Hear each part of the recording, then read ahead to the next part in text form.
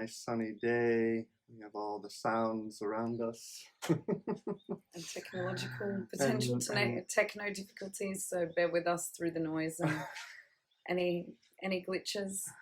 yes, Yeah, it just comes up there. oh, there it is.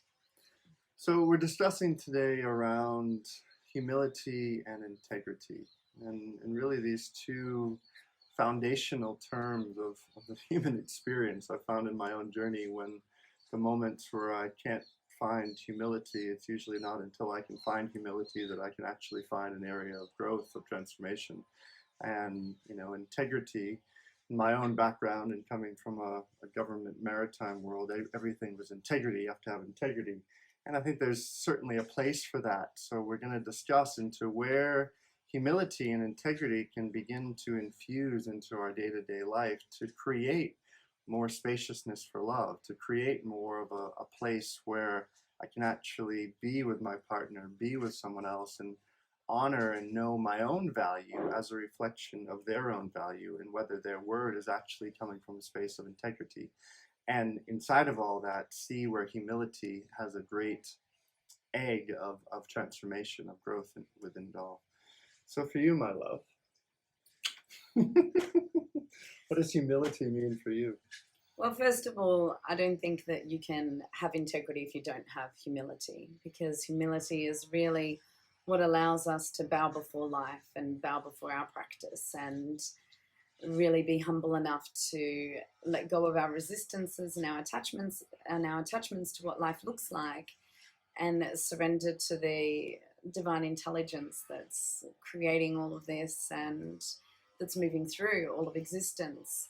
So really, integrity, to have integrity, you need to know yourself. You need to be able to rest in your own integrity first and foremost. So a lot of people, they run their integrity based on conditioning, or based on what authority is telling them, or based on what a religion or doctrine is dictating, as opposed to the integrity that naturally arises from being humble enough to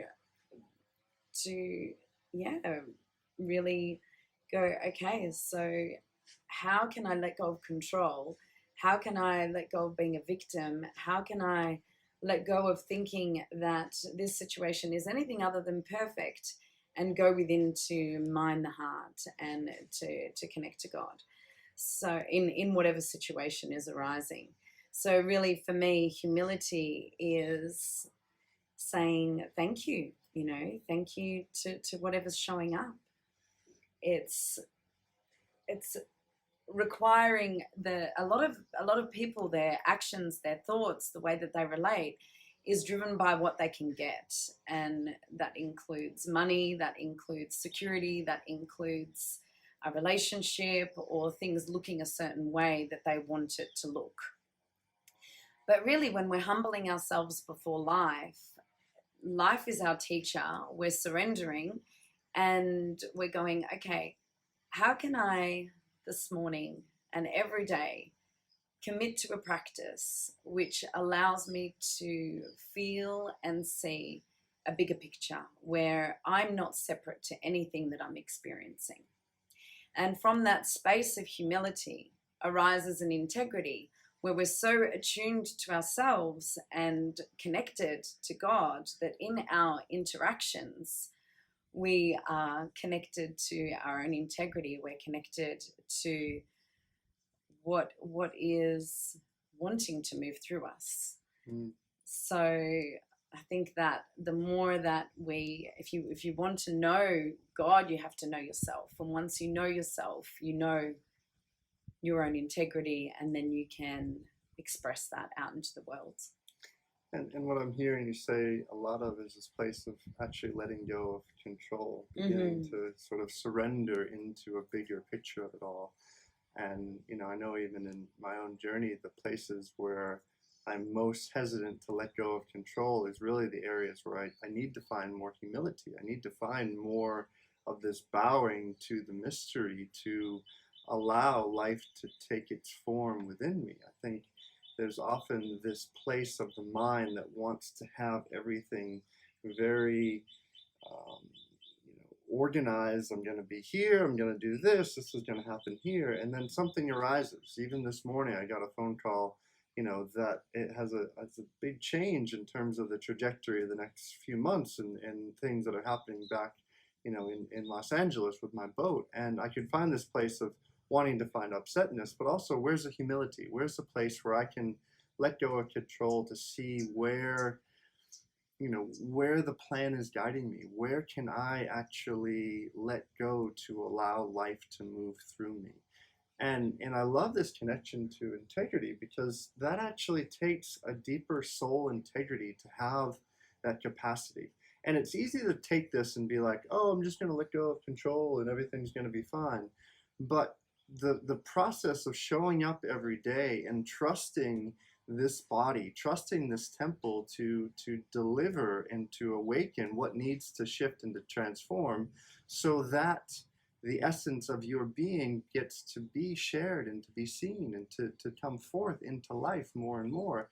And that actually is the most integrous thing that we can do on a day-to-day level. And it's like, it takes a deep courage and willingness to show up in that way.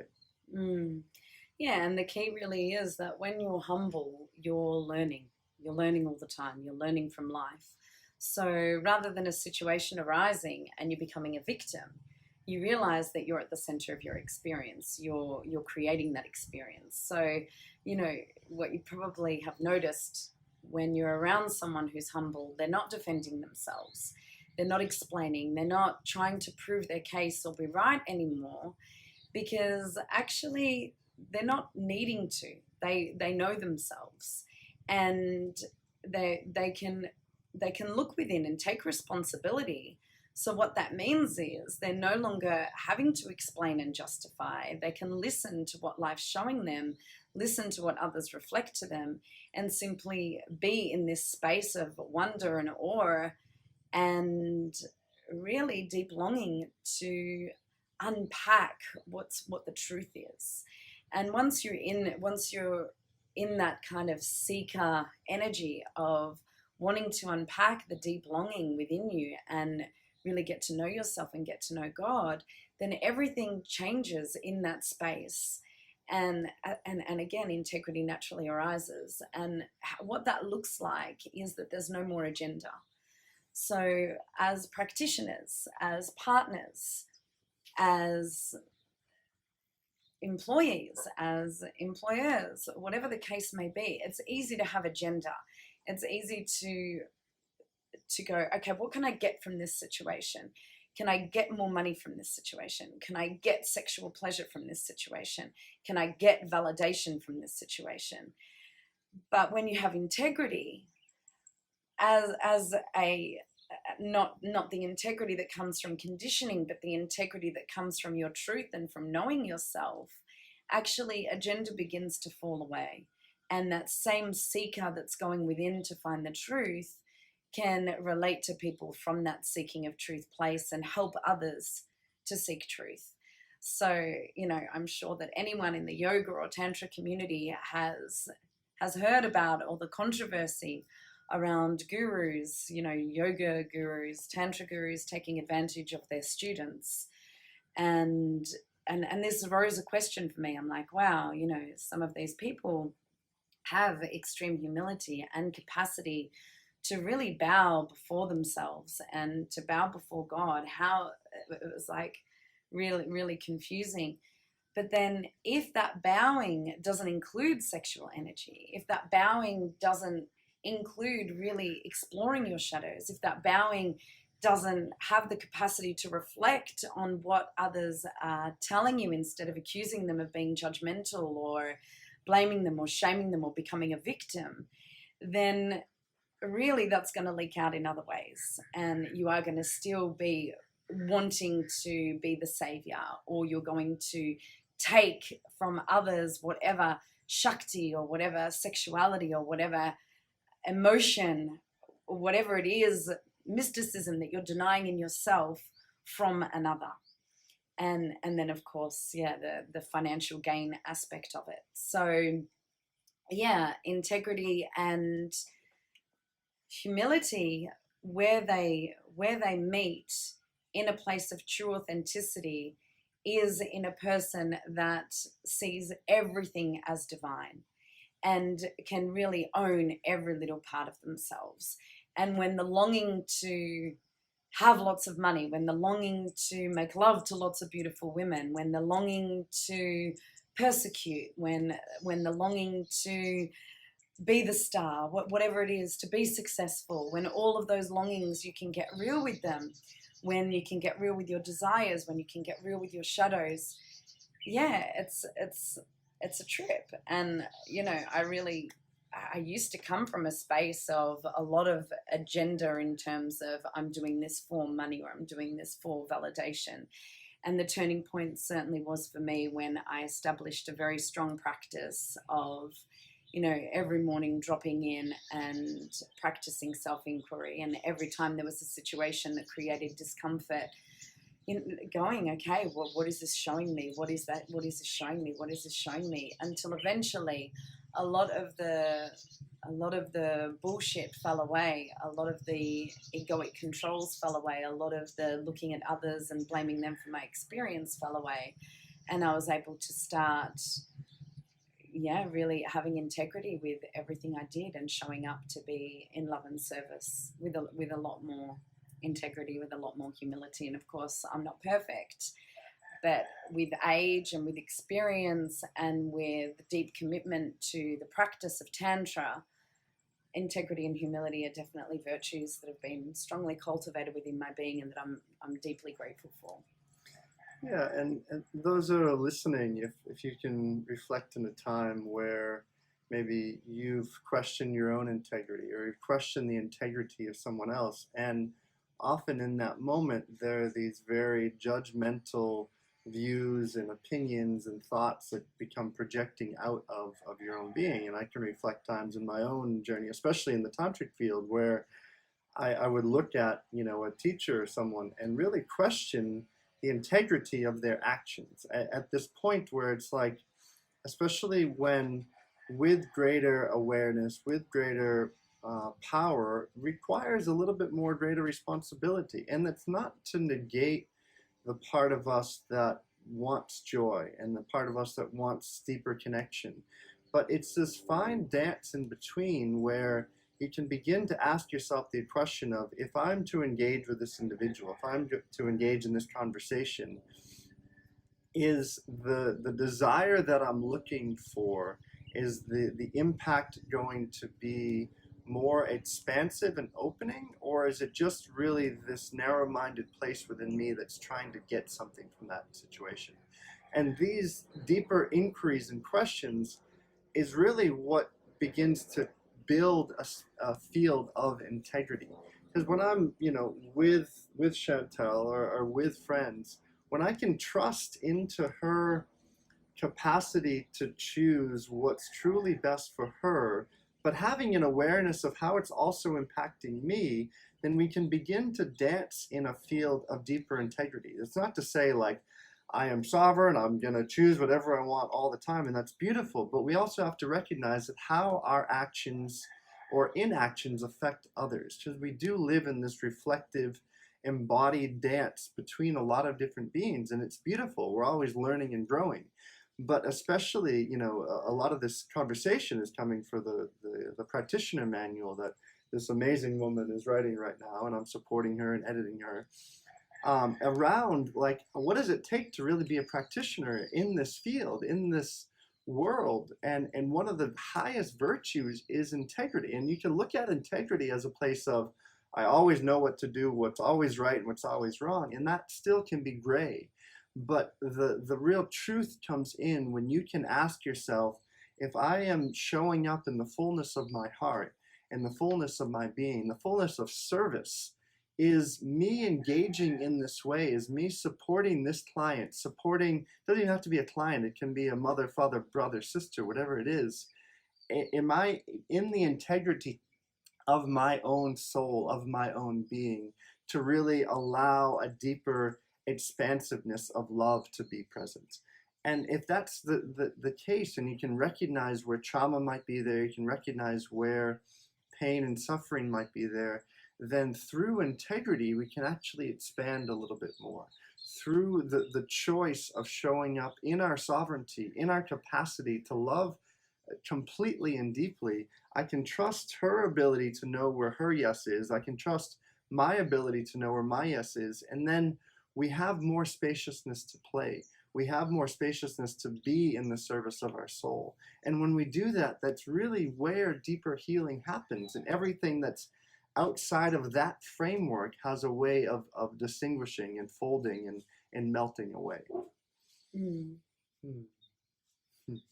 Yeah, and integrity as a practitioner is a bigger conversation. And if you're wanting a live and we'll geared around that, then let us know. We can do a live around that. And yeah, I'm just feeling into if there's anything else that I want to share around this topic. I guess it's really that when you take agenda away from here and when you can turn tenderly towards whatever you're experiencing and really allow that, then you start to learn about how to create safety for yourself. And you start to learn about what the truth is. And then the deeper that learning is, then you can protect others, you can love others, you can be honest with others. So the deeper the practice is for yourself into all of those areas is going to be the determining factor as to how much integrity you can bring to a situation. And one last thing I want to say is energetically, an energy of humility and integrity is less penetrative. So definitely sometimes, there's this space of like needing to penetrate, and it's beautiful to be able to penetrate. But when that penetrative energy is trying to show someone something or trying to make them get it, and again, I've got a law degree. I used to be terrible at this. It's like so attached to the person I'm talking to getting it, or so attached to them fixing this piece or changing. And now, I find that the most humility and integrity I can bring often in discussions to situations and with clients is to really listen, have listening hands, have a receptive energy, and meet the person where they're at. So there are so many ways to really create a lot of change through penetrative energy, and sexual energy is one of them. Eros takes you straight into the unconscious. Plants take you straight into the unconscious. Sometimes like just blasting someone with some strong truths takes them into their unconscious. But when we can sit back and really be with someone and attune to them and listen to them and meet them where they're at, then that's actually not what they're needing at that time, all the time, most of the time the unfoldment of someone's soul integrates with the most ease, the most integrity, the most wholeness when it's done more slowly, when actually they're asking for it in some way. They're asking the questions, and they're at a space in the evolution of their own practice where they can be taken there without being re-traumatized or without their whole world being spun on an axis. And then they're needing the therapist, they're needing the guru, they're needing initiation in order to feel part of something, in order to feel at home. So really what we want as practitioners is to help people find home here, to find safety here. And that's the real beauty of this work when in a tantric environment, more specifically, it's not only red tantra that's honored, which is beautiful, where we really honor sexuality, we honor the emotional body, we honor connection. But as a foundation, white tantra is really honored, which is the path of self-inquiry, of meditation, of devotion, of looking deeply within and learning how to really unite the song of silence and the song of life together, so there's no separation between the two anymore. And I think the last thing I want to share around humility is this place of, I was just speaking with a friend a few weeks ago and talking about until you can actually laugh about a situation, that it usually still has its grip on you. Like if you've gone through some like horrific moment, and whether in some horrific trauma, challenge, whatever it might be, and you're still in this place of, I wish it didn't happen, or you can still feel its grip upon you, until you can look at it and find the place of humor, of humility, And of gratitude. laughter and gratitude, then it's still probably affecting your day-to-day life in some way. And then affecting the level of integrity you can bring to others, because you're trying to heal that peace through others. I recall just a few months back, after all this challenge happened with me with immigration, a mate of mine here in Bali is like, is it too early to laugh about the immigration thing? No, to make immigration jokes. To make immigration jokes, and I was like, give me a couple more days and we'll be there. He's like, all right, cool. But that's this humility. It's like the place I can actually let go and just say, okay, like there's, and now we're here in beautiful Bali, and there's just this other beautiful unfolding. So an obvious secret to leave you with: if life is intelligent enough to create you, if life is intelligent enough to create all of this beauty that we see, and volcanoes and eruptions and fucking all of the amazing miracles that happen all the time, a baby growing inside a woman, then it's probably intelligent enough to show you what you need to show. So maybe humble yourself before life as the guru that can take you into the deeper space of devotion and integrity that you've ever experienced, so that you're no longer obsessed with how much money you make, how much validation you're getting, whether or not that person is seeing you as right, how much success you're getting, how much acknowledgement you're getting. And really your greatest intention, your greatest place of resting is in the heart, is in your center, and in your connection to source. Thank you, darling. Thank you, baby. If you have any questions, if we can support you in any way, send us a message. We have some events coming up here. Well, this weekend is sold out in Bali, but we have one going on tomorrow night, and then lots of other things. And tomorrow night is the art of devotion, so it's going to be expanding on some of these rich topics. Principles even more. So lots of things happening this next year. 2020 is going to be a pretty amazing year. So reach out if you'd like to study with us and learn more. And there's also lots of free resources. So jump on our website, elia.com.au. There's blogs, there's podcasts, there's YouTube videos, all sorts of good stuff to help you on your way.